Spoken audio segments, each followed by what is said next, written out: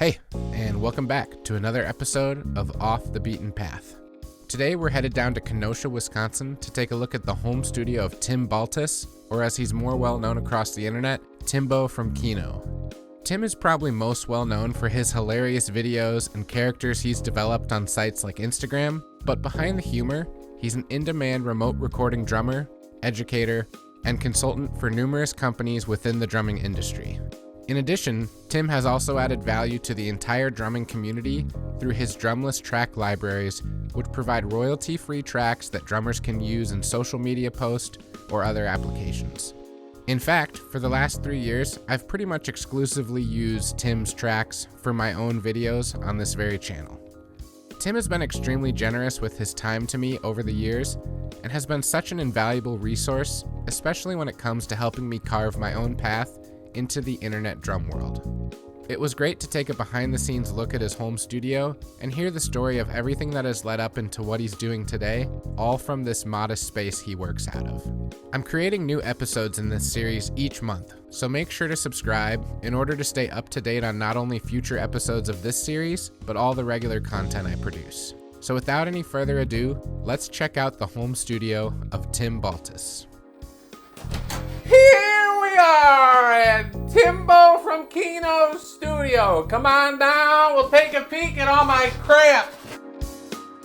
All right, so we're gonna take a peek at all my stuff and then we're gonna talk about more stuff. So when you walk in, the first thing you see here is a giant rack of drum heads. Where are you gonna find that anywhere else besides a drum shop?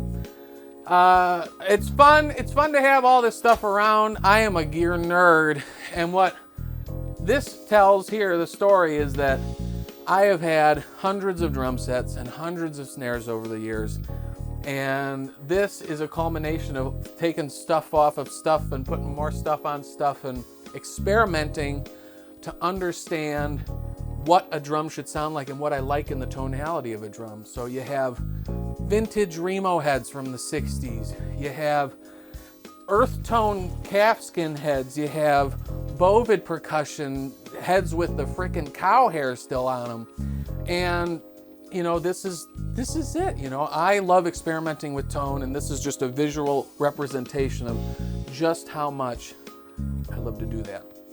This was my first bass, or what's left of it. This is a Squire P bass, and when I was 12 or 13 years old, I thought I'd be real punk rock, and I would sand it down, and then I just had to replace all the rest of the parts because I screwed them up so bad.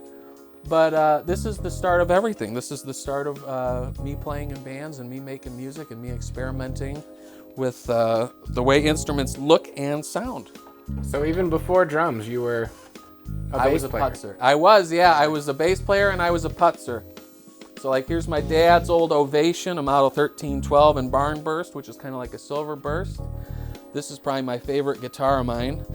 This is a 91 Strat Plus. The body went through a fire, and that's why it looks like this. And if you look at the back of the neck, you're gonna see all the dirt and the grime, and that's because this belonged to an old friend of mine who was an RV mechanic, and all of that oil and grit just got into the wood on the guitar, but I love it all. I love old instruments that have been loved for years. So here's my beautiful television and DVDs.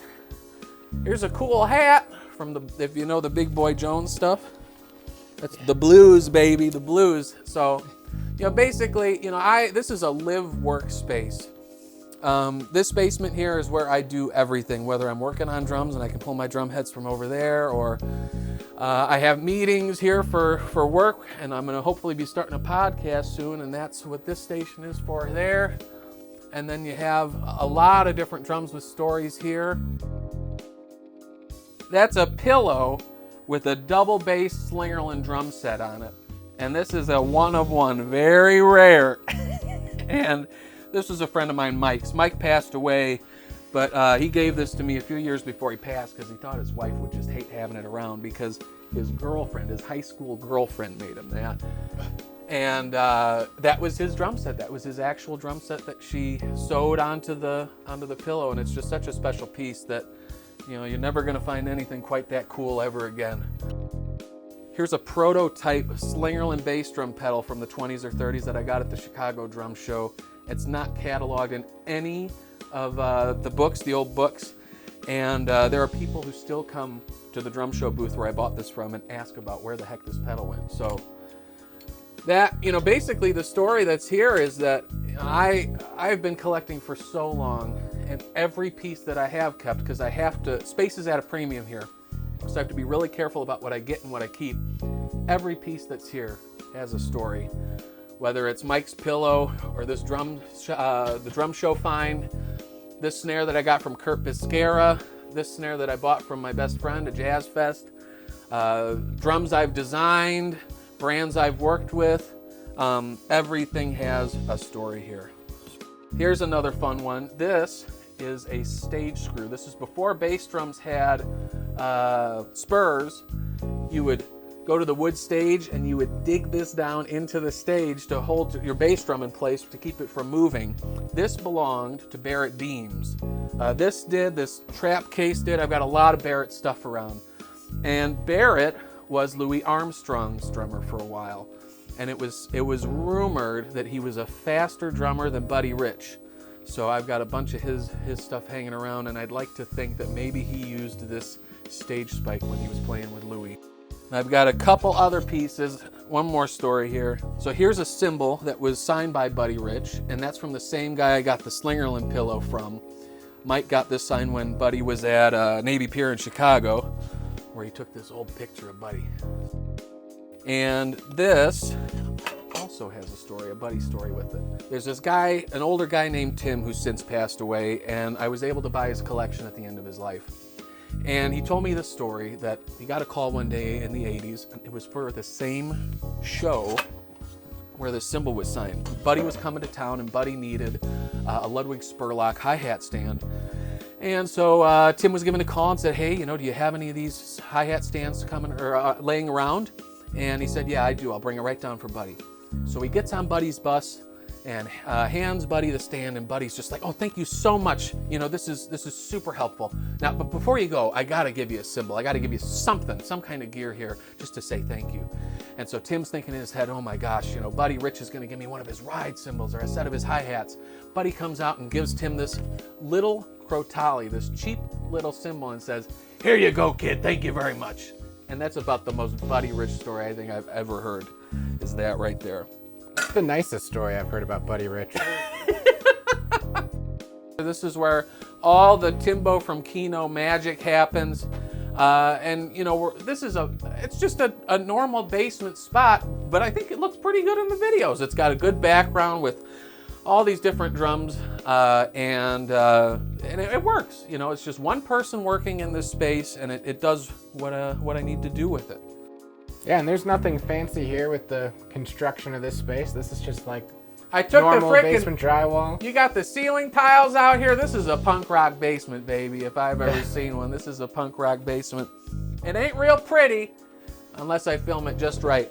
All right, so what you're looking at here is an Honest Abe Instrument Co. drum set.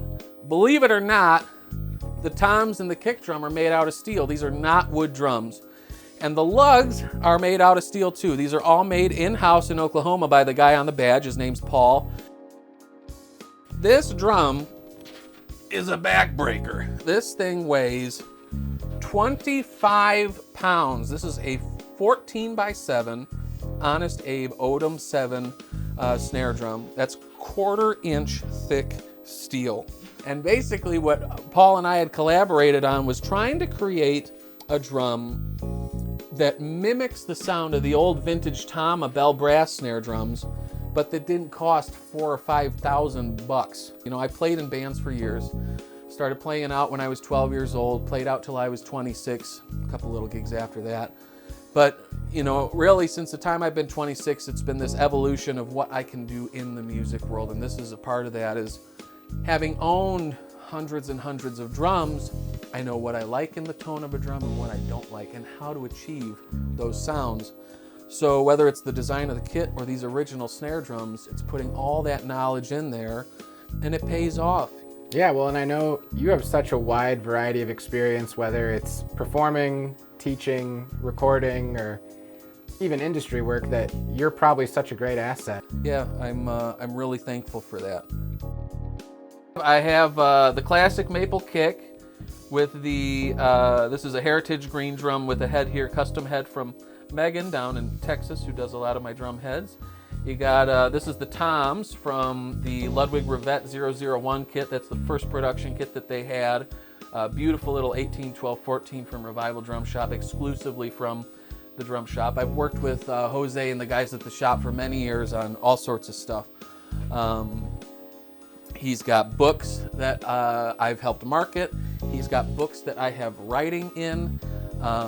And I even performed at their 10th anniversary show in 2019 alongside guys like Mark Juliana, Matt Chamberlain, and Fred Armisen. So I've been very, very fortunate to have those types of opportunities, and I'm so thankful to Jose, Jake, Kerry, and the gang for having me around and letting me do that cool stuff.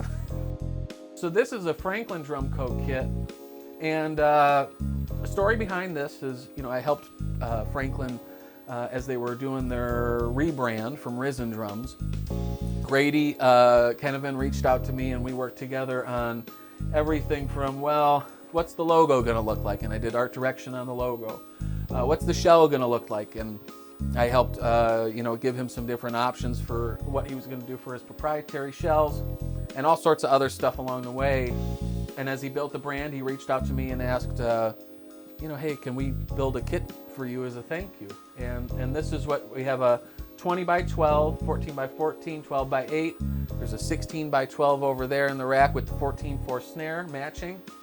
And basically it was, game on for whatever I wanted to do. This is a custom drum company, so we built custom drums.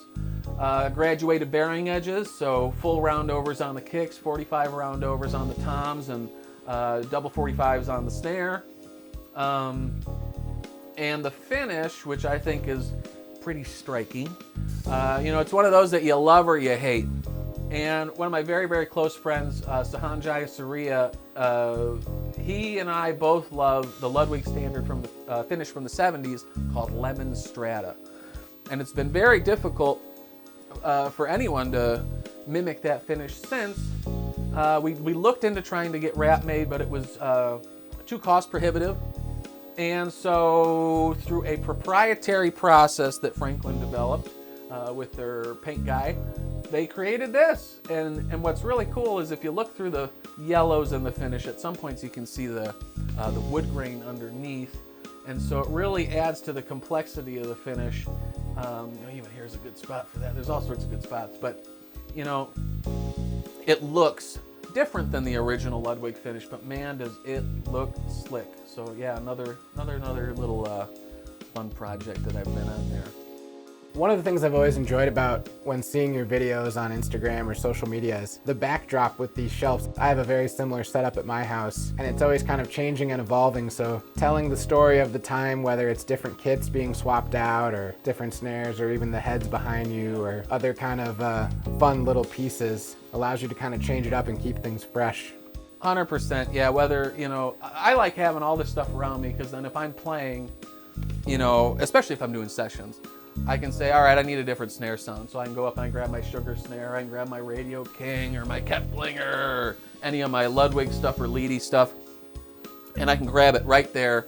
And I have the computer right here with me, so I can, within seconds, I'm right back up and running like that. But yeah, visually, it is fun to have all this stuff in frame, because again, all the drums I have, they come with a story, so it's fun to see all these things out there and to think, that was one of Mike's drums, or this was my buddy who passed away. This was one of Mike's drums that he refinished in the 80s, and it sat in the back of a music shop in Kenosha until a few years ago when I was able to purchase it again for Mike. And since he's passed, now it's back with me. So, it's just, I don't know, means a lot to continue putting that out there visually and putting these sounds out there for everyone, because it just helps those stories and these pieces live on. Yeah, and I think musicians, we tend to have a problem with acquiring gear and always wanting the next best and exciting thing, but as I've kind of built a collection of my own, the pieces that mean the most are if I got it from someone meaningful to me, or if I knew the person personally who actually crafted the instrument. So 100%. very special collection, I'm sure, for you. Yeah, everything now. You know, I'm to the point now, I'm 33 years old, I've been playing drums for almost 20 years, and I'm at the point now where I know what I want, and I have what I want, and I could be happy if I never bought another drum again in my life. And so it's a nice place to be where I don't feel like I have any gear acquisition syndrome anymore, and I can really just enjoy the collection I built and the pieces that I have, the instruments that I have available to me. Yeah, and in addition to your social media presence and the work you're doing with other companies, you've had a very successful career remote recording from this very space. Yeah. So you have all the tools you need to kind of get the variety of sounds. I know I've heard you talk about some of the variety of projects you've done. So having all the different options. Oh yeah, that's what it is, right? You know, it's not only do I have the options with drums, I've got cymbals. We have some Zildjian stuff here, some Turkish cymbals here against the wall. I've got the Turkish stuff, the Sabian stuff, the Zildjian stuff, and this isn't even everything, you know, and so it's just having those options is great. And that goes into the audio production side here too, is I've got the two Universal Audio Apollos, so I've got 16 channels to work with here. I want to have options on that end too, and I don't want it to take more time to create more drum takes. So, you know, I've got 2 mics on the kick, I've got 3 mics on the snare, I've got 3 different room mics, you know, and so every time I track, you get a little close room mic here with a blue Cardinal designed by Electro Voice, or my favorite mics really are little cheapy ribbons. So this is a $100 ribbon mic back here, set perpendicular from the kit, about 20 feet out. And what that's doing is it's catching the ambience of the room. I'm getting the transients from all those close mics, so I want to have the room, the ambience to mix in there. So the main thing I got, this is the money mic right here. This is a $150 microphone. It's a little Apex 210B. It's just a ribbon mic, but you know what? This is the sound that has made me thousands and thousands and thousands of dollars as a drummer, is this little cheap $150 mic. It makes this basement here sound like $1 million. It's kind of how it works, is again, having the options with the drums, having the options with the cymbals, having the options with the microphones. That's what really has helped yield results, not only for the session stuff that I've been doing for the last, 7-8 years, but also for the videos I continue to create on the internet.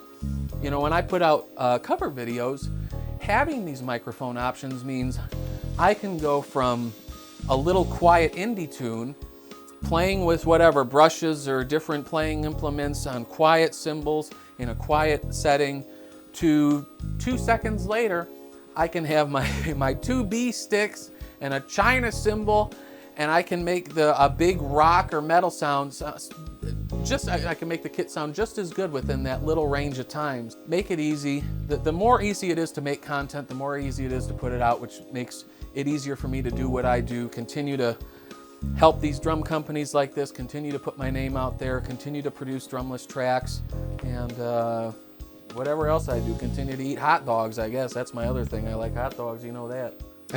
One of the ways I think you've really made your mark on the virtual drumming community is by the Drumless Tracks you've built libraries up of and made available to the public. So yeah, I started doing Drumless Tracks quite a few years ago, and basically what it is it's all the music minus the drums.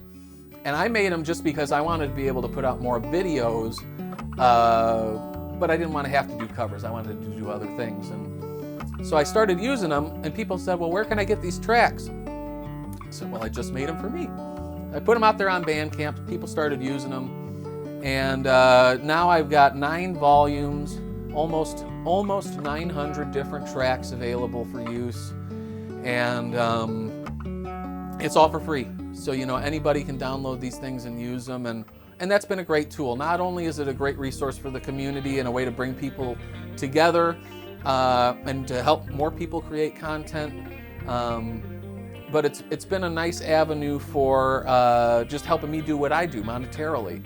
You know, I put those things out there for free, so there are thousands of people that download them for free. And what's so nice and thoughtful of other folks is, like, you know, Mike and I were talking earlier. This is a medium where if you appreciate seeing all my silly content or my food reviews or my drum covers or whatever, my educational videos, you paying $5 or $10 or $20 or more for these Drumless Tracks is a way to support me and to say thank you. And I'm so thankful for all the people that continue to do that, because that means people get more Drumless Tracks because I'm not on the streets, I'm in a basement, and I'm able to make more of them, and it means I'm able to make more covers. It means I'm able to buy more costumes like a Shrek mask and make silly videos that way, and helps me continue to bring joy to the community, which brings joy to me. And again, I'm thankful for having built this little crazy thing right out of the basement in Wisconsin, man. And I think our community is much more connected than other instruments, so. Yeah, there's something special about drummers for sure. You know, we're definitely more apt to come together and to help one another than I don't know, oboe players. So sure. Well, I'm so grateful for your time today, bringing me out here and letting me take a look inside your space and kind of get behind the curtain a bit. If people want to reach out to you about doing work for them, whether it's copywriting or recording or buying your tracks, what's the best place to kind of follow you? Sure. So there's a ton of my information at timbaltes.com, TIMBALTES.com.